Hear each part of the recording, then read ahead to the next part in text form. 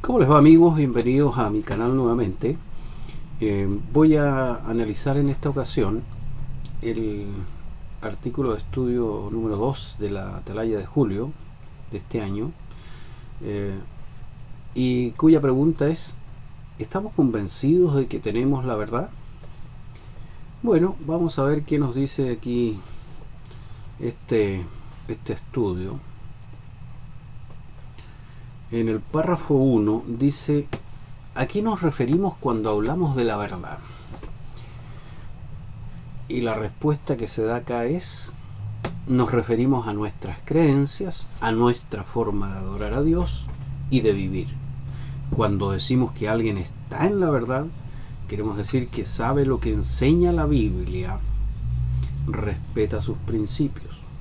Como resultado, está libre de ideas religiosas falsas y vive la mejor vida que un ser humano imperfecto pueda tener. Así que ahí se resume, ¿no es cierto?, según lo que enseña la organización de los testigos, lo que es en el fondo la verdad. Después, en el párrafo 2, ¿qué es lo que atrae a las personas? Bueno, ellos dan por sentado de que es el amor que existe dentro de la organización, lo cual lo pongo en duda por experiencia propia. Pero dice que la fe no debe basarse solo en el amor, sino también en otros aspectos importantes, ¿no es cierto?, en cómo esta fe está construida, que si bien es cierto puede tener sentimientos, puede tener emociones, pero no hay nada como los hechos y los razonamientos lógicos. Eso dicen acá en el párrafo número 3. Avanzando un poquito más, dice: la mayor parte de los siervos de Jehová, eso quiere decir que hay un porcentaje que no lo está, están convencidos de que tienen la verdad.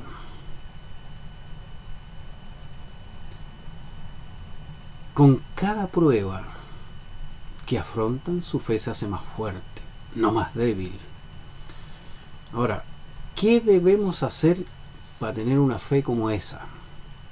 Subtítulo: obtengamos el conocimiento exacto de Dios. Y aquí en el párrafo 6 mencionan de que la fe de los discípulos de Jesús del siglo I estaba basada en conocimiento de las Escrituras, en las enseñanzas de Cristo, es decir, en la verdad de las buenas nuevas, de las buenas noticias, porque ahora cambiaron esa palabra. ¿Y qué incluye esa verdad? Conjunto de enseñanzas cristianas, detalles sobre el sacrificio de Jesús y su resurrección. Mencionan el ejemplo de Pablo y mencionan el ejemplo de los cristianos de Berea, que eran muy inquisidores, muy preocupados de poder analizar la información que recibían y asegurarse de que esa información era o no verídica. Dice que investigaron para asegurarse de que las enseñanzas, en el caso de los primeros cristianos, investigaron para asegurarse de que las enseñanzas se basaban en la Escritura. Bueno, aquí hay una contradicción con lo que hace normalmente la organización, porque la organización no estimula la investigación por parte de los testigos, investigación personal, y la investigación implica buscar información también de otra fuente, no necesariamente, ¿no es cierto?, una información que ya está dirigida de un modo y que tú tengas que aceptarla sí o sí porque alguien te la está diciendo. Acá dice clarito que los bereanos, ¿no es cierto?, no aceptaron así de buena primera, sino que se aseguraron. Y para asegurarse había que investigar. A lo mejor le preguntaron a alguien, consultaron con otras personas que no necesariamente eran cristianos. Entonces, los testigos prohíben ese tipo de investigación en el caso de sus seguidores. Y esa es la razón por la cual muchos testigos se alejan. Porque si fuese la verdad, ¿cuál es el miedo? ¿Cuál es el temor de que un testigo investigue? Si total va a llegar igual a la verdad, porque la verdad es una sola, no puede cambiar.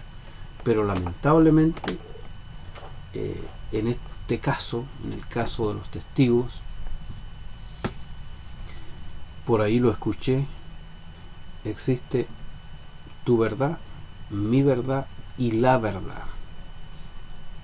Y ellos se arrogan, ¿no es cierto?, la propiedad de tener la verdad, tal como, ¿no es cierto?, muchas otras organizaciones religiosas hacen lo propio. Entonces, cada organización tiene su conjunto de enseñanzas y se va a atribuir, ¿no es cierto?, la propiedad de ser dueño de la verdad o de estar enseñando la verdad. Dice en este párrafo, que lo encontré interesante precisamente por esto, su fe, en el caso de los cristianos del siglo I, dice acá, no se sostenía sobre sentimientos y emociones, y no les servían a Jehová únicamente porque disfrutaran de estar con otros cristianos. Más bien basaron su fe en el conocimiento exacto de Dios. Bueno, interesante eso de que no se sostenían sobre sentimientos y emociones. Y si uno analiza hoy día a los testigos de Jehová en general, no lo digo que todos, pero la mayoría sostiene su fe en base a sentimientos y en base a emociones, pero no en un conocimiento exacto, ni de la Biblia, ni de las propias doctrinas que enseña la organización. Porque si fuese así, podrían tener la capacidad de demostrar, de refutar, cuando alguien, ¿no es cierto?, los confronta respecto de sus creencias, respecto de los cambios, de las ambigüedades que ha tenido la organización en el transcurso de la historia. Y el párrafo 7 también me gustó harto. Las verdades de la palabra de Dios nunca cambian, pero los argumentos que dan después no les encuentro mucho sentido. Por ejemplo, no cambian si un hermano nos ofende o comete un pecado. Bueno, eso no tiene nada que ver con una enseñanza. No cambian cuando tenemos problemas. Así que debemos conocer a fondo las enseñanzas bíblicas y estar convencidos de que son ciertas. Bueno, dicen ustedes que las verdades bíblicas o las verdades de la palabra de Dios no cambian. Un ejemplo muy simple. Lo de la generación se enseñó por décadas como una verdad bíblica. Cuando llegó el periodo en que esa verdad tenía que hacerse evidente, que esa enseñanza debía cumplir, porque ya estaba cumpliendo su periodo de tiempo, ¿por qué la modificaron? ¿Por qué la cambiaron? ¿Por qué incluyeron terminología que ni siquiera está en la Biblia? El traslape. Siempre. Verdad bíblica no cambia. Doctrina religiosa se va acomodando. Después tenemos en el párrafo 8, con el subtema convenzámonos a nosotros mismos de lo que creemos. Hablan del ejemplo de Timoteo, que habría recibido instrucción desde muy tierna edad, algo que hoy día los testigos están haciendo siempre lo han hecho, pero hoy día, digamos, no solamente están instruyendo a los hijos, sino que también los están bautizando de muy tierna edad, lo cual ellos habían criticado de las otras iglesias, particularmente de una de las iglesias de la cristiandad, que bautizaban a los niños y a los bebés, pero ellos ya están bautizando niños que no tienen la capacidad de tomar una decisión tan importante, porque es una decisión que afecta a tu vida, el bautismo, según lo que enseña la organización. Bueno, eso están haciendo. Así es que ahí tenemos otro detalle importante. Después el párrafo 9 dice: para comenzar debemos convencernos de al menos 3 verdades fundamentales. Primero, que Jehová es el creador de todas las cosas. Ya. Segundo, que la Biblia contiene el mensaje de Dios para la humanidad. Perfecto. Y tercero, que Jehová tiene un grupo organizado de personas que lo adoran bajo la guía de Cristo. ¿Y quiénes son? Los testigos de Jehová, nosotros.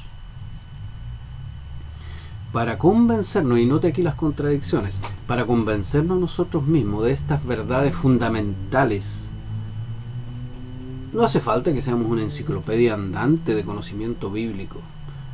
Nuestro objetivo debe ser usar nuestra capacidad de razonar para estar convencidos de que tenemos la verdad. Y si no tengo el suficiente conocimiento, ¿cómo voy a tener la capacidad de razonar?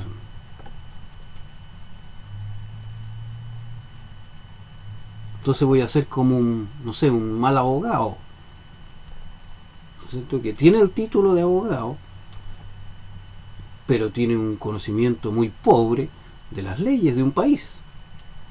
Entonces, ¿con qué capacidad va a poder defender a alguien que lo contrate para un determinado juicio? Bueno, lo mismo pasa aquí. O sea, como un testigo con un conocimiento súper básico de cosas que son fundamentales y profundas va a poder defender estas verdades. Si usted le dicen que tiene que estar convencido, y para estar convencido tiene que tener un conocimiento exacto, pero por otro lado le dicen no es necesario que tengas tanto conocimiento. Entonces, ¿cómo tú te enfrentas? ¿Cómo tú razonas con otras personas que también leen la Biblia, que también tienen conocimiento de la Biblia? Entonces ahí como que, ¿no es cierto?, entran en una contradicción en lo que están explicando. Después dice, preparémonos para convencer a otros. Además de conocer la verdad, debemos ser capaces de, ¿qué cosa? Tener, ¿no es cierto?, la capacidad de convencer a otros, ¿eh? Ser capaces de usar la Biblia para convencer a otros. Pero todos saben que más del 50% de los testigos de Jehová solamente distribuyen publicaciones, revistas cuando las hay, trataditos, y eso es básicamente cuando uno salía a predicar, ¿cuántos testigos piensan esto? ¿Cuántos tenían la capacidad de usar la Biblia para lo que aquí se dice? ¿Ah? Ser capaces de usar las escrituras para demostrárselas a otras personas. Porque no es lo mismo salir a predicar y decirle buenos días caballero, ¿cómo está? O señora, ¿cómo está? Mire, le traigo un mensaje y quiero mostrarle este texto que usted ya llevaba preparado.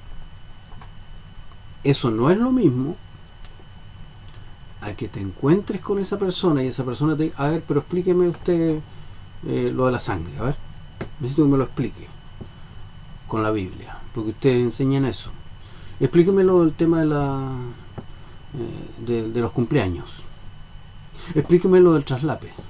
Hoy día la gente está informada. La gente hoy día está informada sobre las creencias. ¿Cómo usted va a explicar aquello? Si usted no tiene un conocimiento profundo, si usted solamente tiene un conocimiento superficial de algunos textos de la Biblia, ¿cómo se va a enfrentar a esa situación? ¿Cómo va a ser capaz usted de convencer a alguien. Después, en el subtítulo, estudiemos las profecías de la Biblia. ¿Por qué deberíamos estudiar las profecías de la Biblia? Dice que son muy importantes. Las que se han cumplido pueden fortalecer nuestra fe. Ahora, ¿cómo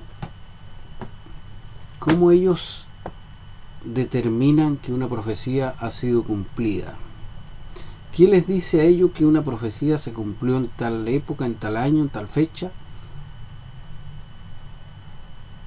¿Cómo lo demuestra eso? Con la Biblia. ¿Cómo lo demuestra el testigo? Usando la Biblia. Después hay un recuadro acá donde dice, ¿sabemos explicar estas profecías? A ver. Tenemos acá, dice Apocalipsis 13, 11, 3, 7 al 12. 2 testigos profetizan durante los 1260 días, los matan y luego vuelven a vivir. ¿Qué hace usted como testigo de Jehová si se encuentra con un amo de casa que le dice, explíqueme esto? Explíquemelo con la Biblia. Mateo 13, 36 al 43, el trigo y la mala hierba. ¿Sabemos explicar esta profecía? La han cambiado, la han modificado. Primera Tesalonicenses 5.3, el grito de paz y seguridad. También lo han cambiado. Ezequiel 38, 2, 10 al 20, Gog de la Magog. También lo han cambiado. ¿O no? ¿Qué decían antes de Gog de Magog?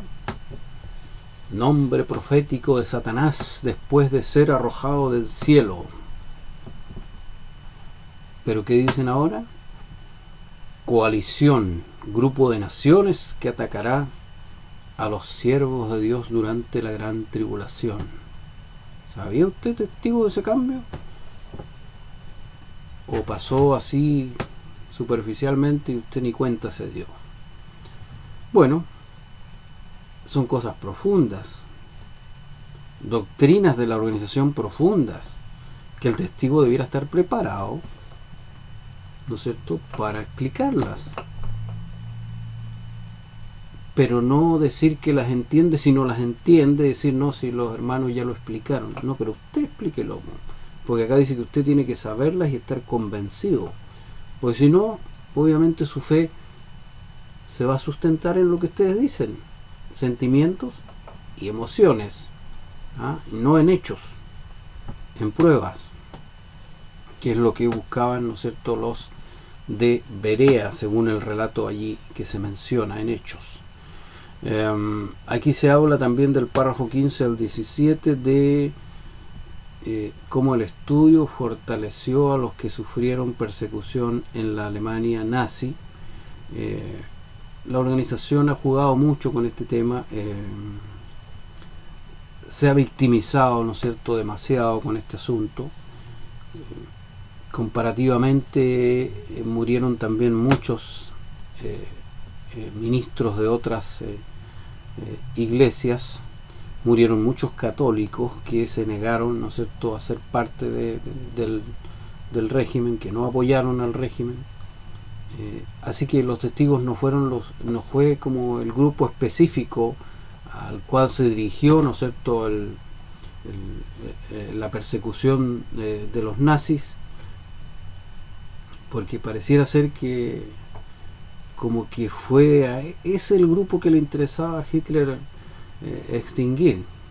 Obviamente habló de extinguir esa cría de Alemania, pero también se persiguieron a otros grupos. Así es que sería interesante que los testigos pudieran indagar o investigar, claro, como los debería, investigar también lo que le ha dicho la organización sobre este asunto. Y al final resumen diciendo de que hay que mostrar amor, porque eso es lo que los distingue.